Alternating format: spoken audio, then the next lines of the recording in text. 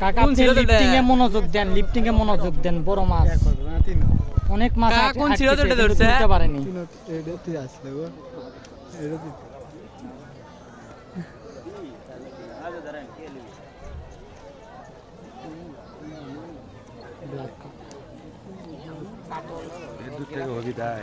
না না না, আরো কাছে আসলে কাকা এক চান্সে দিয়েন, বড় মাছ কিন্তু খুলে যেতে পারে।